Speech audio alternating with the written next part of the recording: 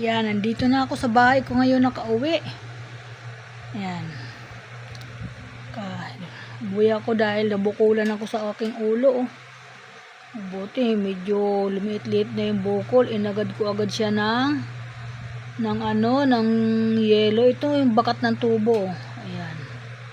Ayan. Tumama yung noo ko dyan sa hawakan. Kanina, buti na lang po hindi nasugatan. Yan lang ang nangyari.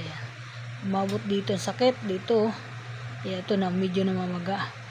Magaling talaga mga guys pag naagapan mo ang nangyari sa iyo. Halimbawa nasaktan ka. Ako kasi alam ko agad ang ginagawa ko diyan.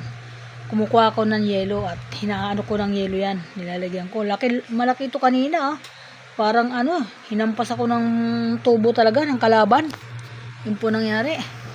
So, pinababa ko yung anak ko. Sabi ko, hanap pa ng yelo. Sabi ko, naghanap ng yelo. Nakabili naman yung cube lang na yelo. At iyan ang itinapal ko dito sa ulo ko. Nilagay ko sa plastic na hindi butas.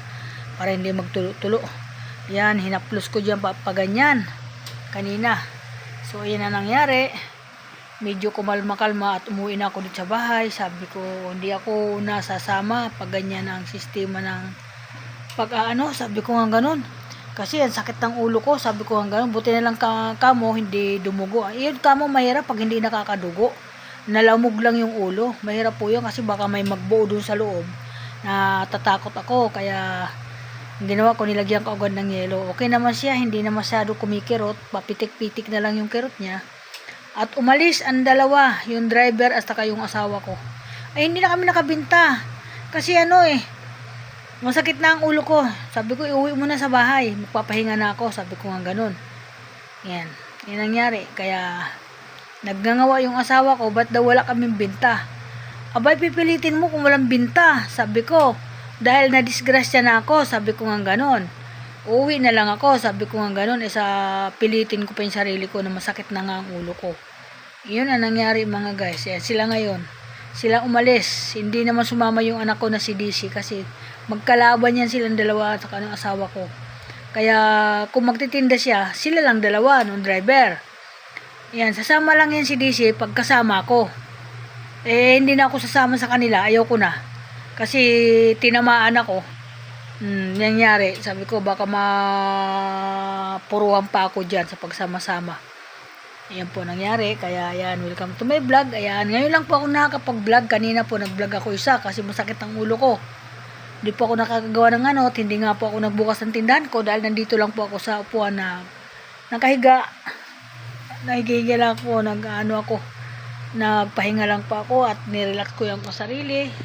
Ayan, pati braso ko masakit mga guys. Ayan. Ang hirap talaga ng mga senior pag nasasaktan talagang masakit.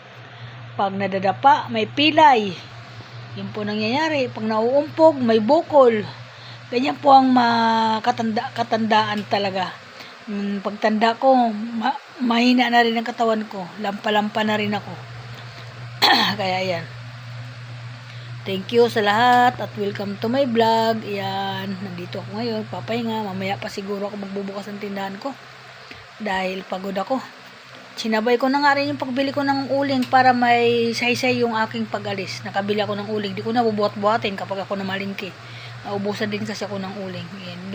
Pinasok ko lang sa tindahan ko, tapos sinira ko na uli yung tindahan ko.